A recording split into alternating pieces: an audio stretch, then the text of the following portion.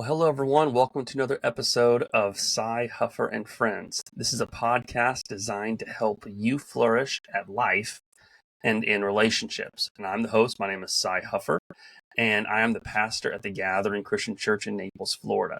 And the way this podcast works, if you're new, each episode, I will either talk or I will bring on a friend of mine from around the world to address or talk or unpack a specific topic or relationship, or ask a bunch of questions about a topic or relationship that is pertinent to you flourishing at life and in those relationships. I believe this to be true, that my friends are the best friends in the whole world. I am impressed by them constantly and consistently. They help me be better and flourish at life. And so because of that, I want to ask them to come on this podcast and share with you their own life experiences, their wisdom, their insights, because I think that you getting to know my friends will help you flourish at life too. And so each month we cover a different topic or a theme, and then we just take a number of different friendships I have from around the country to unpack that theme or that topic for everyone. And so if you want to follow along, you can like, follow, or subscribe to this podcast on Apple Podcasts, Spotify Podcasts, or on our YouTube channel. Last month we focused on marriage. This month we're focusing on decisions. How do you make good and wise decisions? I believe that your life is a product of the relationships you surround yourself with, the habits you form, and the decisions you make. And so we're going to dive in over the next several episodes on that topic. How do you make better decisions? I heard this sermon years ago by a guy named Andy Stanley, and he said this, and it's really transformed me in the way I make decisions. He said, don't think right versus wrong. Is this legal or not? Is this the right thing to do or the wrong thing to do? If this is a line that's very clear and it's either black or white, right? He says, instead, think wise versus foolish. Andy Stanley's question is this. He says, to ask this question before making a decision, what is the wise thing to do? It may not be wrong to try to drive as long as possible without filling up a tank of gas, right? Like, this is what I do consistently. I think I can go another trip. I can go another mile or two. I can skip this gas station to make it to the next gas station. And I try to drive as long as possible with that E light on my tank. And yet, because of that, I run out of gas very often. Many of my friends know this. They've come to pick me up and rescued me. And my papa, my mom's dad, he used to always tell me, you need to fill up your tank when it's a quarter left, when it's only a quarter full. Well, that's not right or wrong, right? It's not wrong for me to try and let it go all the way to E, but it's also foolish. What's the wise thing to do in making decisions? This is a simple, easy, kind of fun little way in which to talk about that concept. But you think about this in life, in so many different areas of life. It may not be wrong to go into massive amounts of credit card debt, but is it wise? It may not be wrong to go and spend a lot of time one-on-one with someone of the opposite sex, even when you're married. It's not wrong or illegal, but is it wise? You see, when you ask the question, is it wrong or is it right, it gives you permission to do lots of things. It's not wrong to have a diet made up of saturated fats and sugars and high fructose corn syrup. But is it wise? That question transformed the decision-making process. And so as you think about that question, what is the wise thing to do? Wisdom and thinking about your decisions in this way may be new to you, right? So how do you go about learning to think about your decisions in this way? Today, we're going to talk about 3 pressure relievers for decision making, okay? Because when you make decisions in the moment, all of this tension and this pressure builds up on you, which is expecting you to make the right decision in this moment for you, for your family, for your friends, for your future. And there's so much pressure that piles up. How do you relieve all that pressure to clear your mind to make the best decision possible based on your past experiences, your present circumstances, and your future hopes and dreams? And that's what Andy Stanley talks a lot about. So what does that look like? Well, let's first unpack what wisdom is. Wisdom is not equal to knowledge. Wisdom is the appropriate application of knowledge. You may know that the stove is hot. Foolishness is knowing it and touching the stove with your bare hand anyway, right? Wisdom is knowing it and adjusting your life and making the necessary changes in your life to ensure that that knowledge doesn't hurt your life, but it helps your life. So instead of putting your bare hand on that hot stove, wisdom is turn the stove off, right? Let it cool down, or put a skillet on there or some food on it to cook off that hot stove. Wisdom is not knowledge. Wisdom is the appropriate application from knowledge. And wisdom also does not come from experience. There's many people I know that have a lot of experience in life and zero wisdom, are still foolish in the decisions that they make. Wisdom comes not from experience, but from evaluated experience. Have you learned from the mistakes that you've made? Have you learned from the failures that you have made and made the necessary changes for your future to live life differently than you did in the past? That's where wisdom comes from.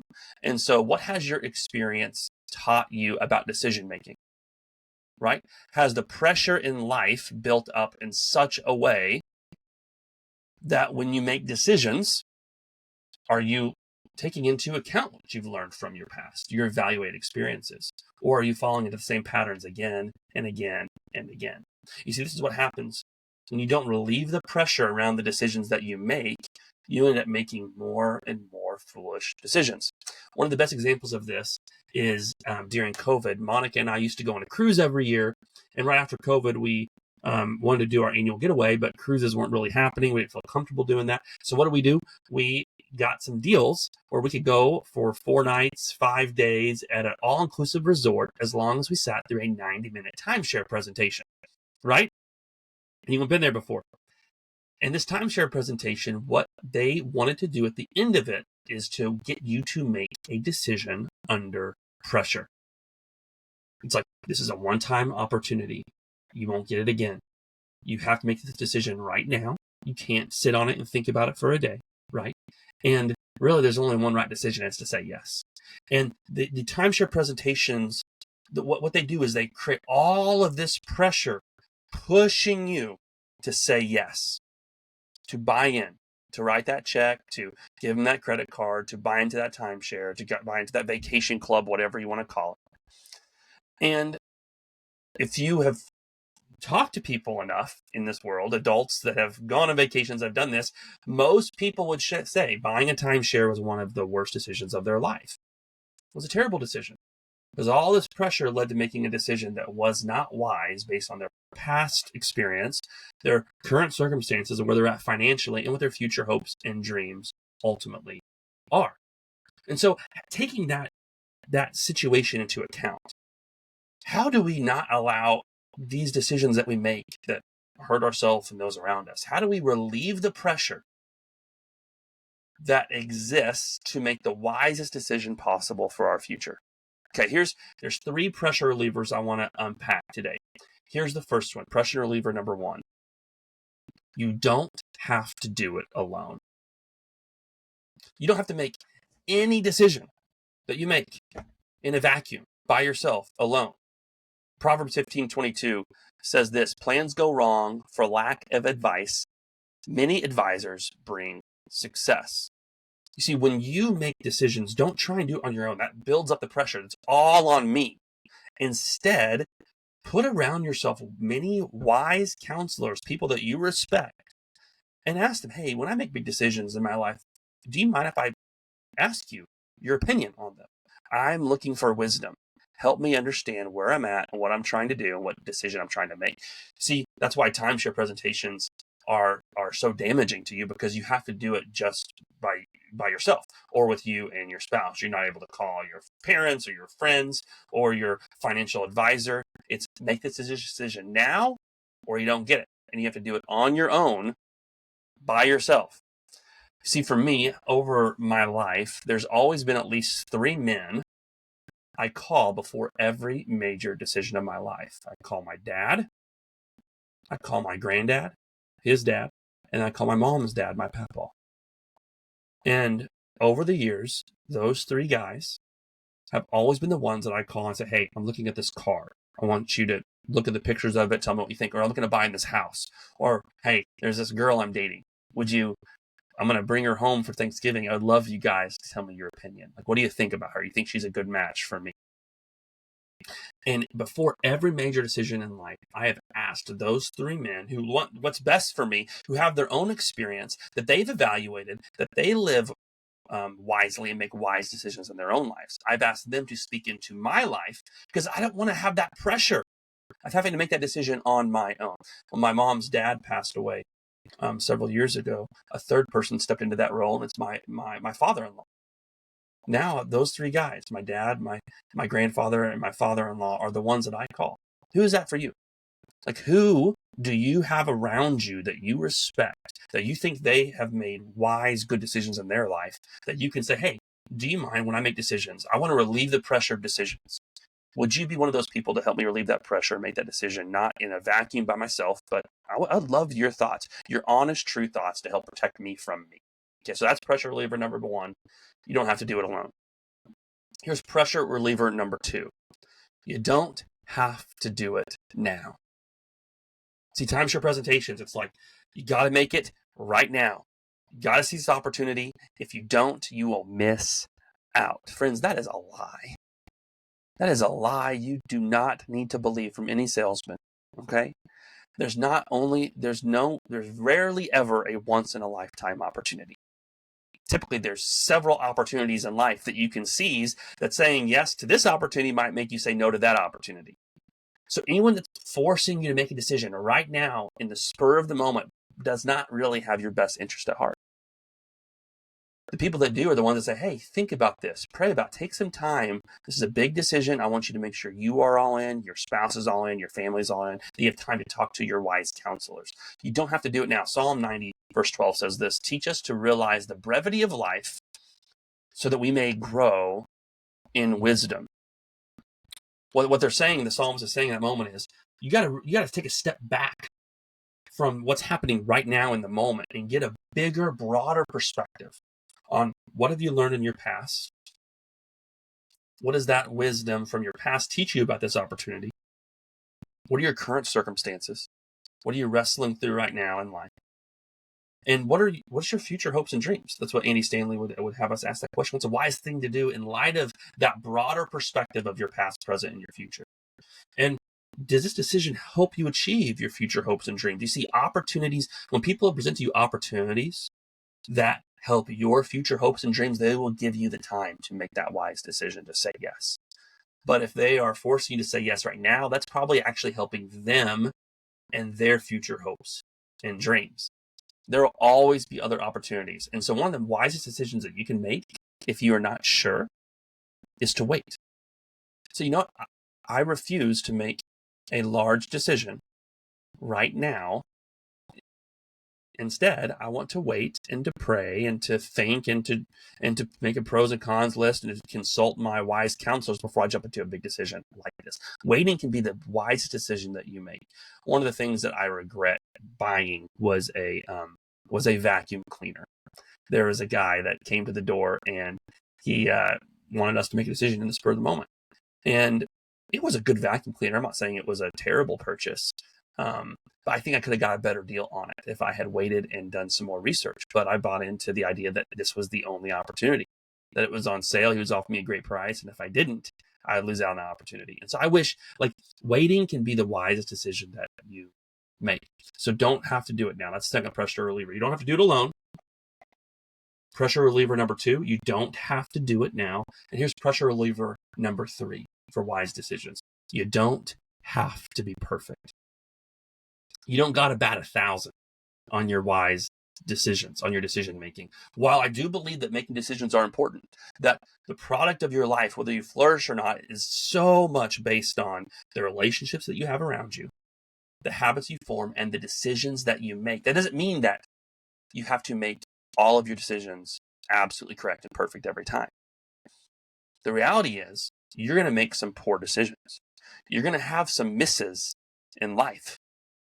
The key is when you make those poor decisions, are you evaluating them and learning from them so you don't make them again? James 3 verse 13 says this, if you are wise and understand God's ways, prove it by living an honorable life, doing good works with the humility that comes from wisdom. How does humility come from wisdom? How do you develop humility, and why is wisdom the thing that's developing humility in your life? Here's why. Because wisdom equals evaluated experiences. And nothing will give you more humility than evaluating your mistakes and your failures, right? Like by making mistakes and experiencing failure, you will have a lot of opportunity to develop humility. And when you evaluate those experiences, those mistakes, those failures, you got to call for what it is. It's like, you know what? I wish I wouldn't have done that. That was a mistake. That was a failure. I missed the mark on that one. And as you do that and you evaluate your experience in life, you develop this humility on when that next decision comes. You say, okay, I'm going to make a decision here. I know it doesn't have to be perfect. I've made some poor decisions in the past. I'm going to allow not doing it alone, not having to make that decision now, and not having to be perfect. I'm going to relieve all the pressure around this decision to try and make the wisest decision moving forward. You see, you got to learn from all of the decisions that you make. That's the evaluate experience. That's the wisdom part. And if you make this a pattern in your life, that you every decision that you relieve all the pressure that gets put on you in those timeshare presentations and these other situations in life by refusing to do it alone, refusing to do it now, and refusing to try and be perfect every time, you're going to make a lot better, wiser decisions. I love what Teddy Roosevelt, one of my favorite quotes that he had, it's called the man in the arena quote. And it's kind of it's pushbacks on that idea that you have to be perfect, that you can't ever make a mistake. Here's the quote. It goes like this. It is not the critic who counts, not the man who points out how the strong man stumbles or where the doer of deeds could have done them better. The credit belongs to the man who is actually in the arena, whose face is marred by dust and sweat and blood, who strives valiantly, who errs, who comes short again and again, because there is no effort without error and shortcoming, but who does actually strive to do the deeds, who knows great enthusiasms, the great devotions, who spends himself in a worthy cause, who at the best knows in the end the triumph of high achievement, and who at the worst, if he fails, at least fails while daring greatly, so that his place shall never be with those cold and timid souls who neither know victory nor defeat. And this is for you. When you make decisions, you're going to make good ones and you're going to make bad ones. So don't let the pressure of trying to make perfect, right decisions every time keep you from making a wise decision. So when you make decisions, relieve that pressure. Refuse to do it alone. Refuse to do it now. And refuse to try for perfection. See, wisdom comes from those many counselors around you, broadening your perspective and timing, and developing humility through failures and foolishness. If this is helpful for you, my ask for you is to do this. Just like this podcast or this YouTube video, comment, make some comments, things you'd like me to unpack more of, subscribe, follow. Share this with one of your friends. And over the next several episodes, we're going to dig deeper into how we make wise decisions in our life. Remember this, before we go, that you are made for more, so don't settle for anything less. Have a great day. We'll see you next time.